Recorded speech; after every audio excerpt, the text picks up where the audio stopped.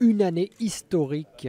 En visite dans cet établissement de soins pour grands blessés de la route, Édouard Philippe a dévoilé les chiffres de la sécurité routière 2018, des chiffres en forte baisse.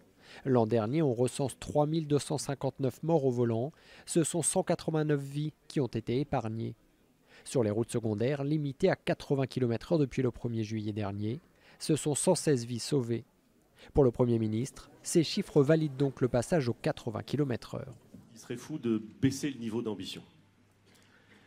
Et ce serait d'autant plus déraisonnable que les résultats que nous sommes en mesure de produire pour l'année 2018, nous sommes janvier 2019, pour l'année 2018, sont sans aucune ambiguïté.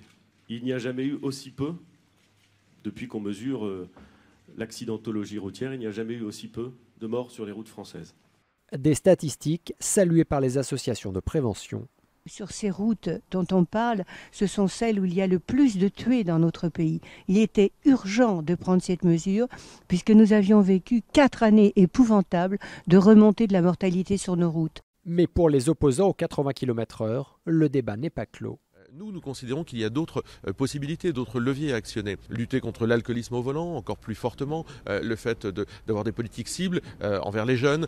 Selon le gouvernement, les chiffres de la mortalité routière auraient pu être encore meilleurs sans les dégradations de radars depuis le début du mouvement des Gilets jaunes. 60 vies supplémentaires auraient pu être sauvées.